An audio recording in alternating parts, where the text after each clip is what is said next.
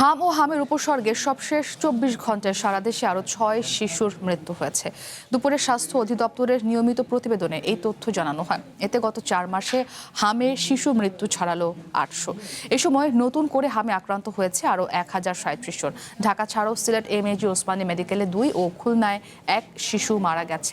কেবল সিলেট বিভাগে মোট মৃতের সংখ্যা বেড়ে ১০৭ জনে দাঁড়িয়েছে।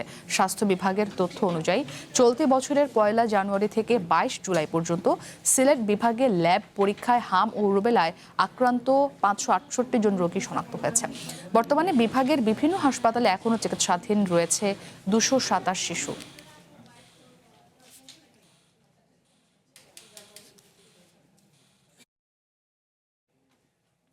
খুলনার শিশু হাসপাতালে বাড়ছে রোগীর সংখ্যা। এদিকে আজ খুলনা মেডিকেল কলেজ হাসপাতালে চিকিৎসাধীন অবস্থায় আরও ১ শিশুর মৃত্যু হয়েছে। এ নিয়ে আরও জানাতে খুলনা মেডিকেল কলেজ হাসপাতাল থেকে যুক্ত হয়েছেন সোহেল মাহমুদ। সোহেল, হাসপাতালে রোগীর চাপ কেমন দেখছেন জানাবেন, এবং এ নিয়ে জেলায় হাম কিংবা হাম উপসর্গে কতজন শিশুর মৃত্যু হয়েছে, একই সাথে জানাবেন যে হাসপাতালে ডেঙ্গি রোগীর চাপ কেমন।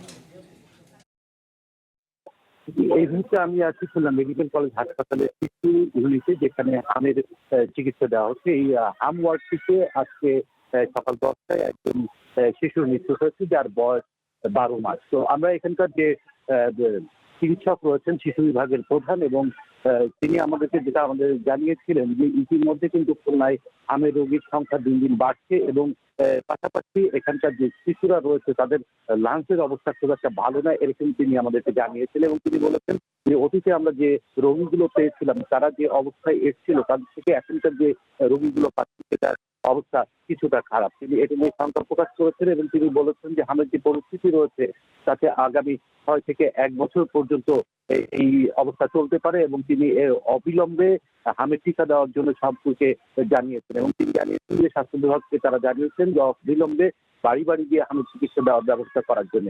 এর পাশাপাশি তিনি এটাও বলেছেন যে গত কয়েকদিনে ডেঙ্গুর প্রবণতাও কিন্তু খুলনাতে বেড়েছে, এবং আমরা এখানে যে জিনিসগুলো জানতে পেরেছি সেটা হলো যে উনি যেটা বলেছেন যে আমাদের এই ডেঙ্গু এবং হামের যে প্রবণতা বাড়ছে এর মূল কারণ কিন্তু এখানে অপরিচ্ছন্ন পরিবেশে থাকা এবং পুষ্টিহীনতা, এবং অল্প বয়সী বাচ্চাদের বেশি ফুসফুসের সংক্রমণ দেখা দিচ্ছে। পাশাপাশি হামের টিকা অধিকাংশ শিশু দেওয়া নেয় এবং তারা বুকে দিতেও পারছে না। তো এই বিষয়গুলো যদি যথাযথভাবে পালন করা যায় তাহলে হামের পরিস্থিতি কিছুটা ভালো হবে বলে তিনি জানান। এবং তিনি যেটা জানিয়েছেন যে আমাদের খুলনা বিভাগের যে অন্যান্য জায়গা রয়েছে সেখানেও কিন্তু পরিস্থিতি কিছুটা খারাপের দিকে যাচ্ছে। তো সব মিলিয়ে বলা যায় খুলনা হামের যে পরিস্থিতি সেটা এই মুহূর্তে খুলনাটি যে হামের ইউনিটি রয়েছে, এখানে ১৪টি হাসপাতালের যে বেড রয়েছে তারপরেও কিন্তু ২২ জন অতিরিক্ত রোগী এখানে বারান্দায় অবস্থান করছেন, এবং সেখানে কিন্তু বৃষ্টির পানিতে তারা ক্ষতিগ্রস্ত হচ্ছেন। মাঝে মাঝেই তাদের পর্দা টাঙিয়ে বৃষ্টি প্রতিরোধ করা হচ্ছে। পাশাপাশি বৃষ্টির কারণে কাদা ময়লা এসে কিন্তু ফ্লোরের অবস্থাও কিছুটা খারাপ হয়েছে। তো সব মিলে বলা যায় খুলনার হামের পরিস্থিতি এখন কিছুটা খারাপের দিকে যাচ্ছে, এবং এটা নিয়ে প্রশাসন ইতিমধ্যে ব্যবস্থা নিচ্ছে। তো এই ছিল খুলনা মেডিকেল কলেজ থেকে হামের সর্বশেষ অবস্থা। সোহেল, আপনাকে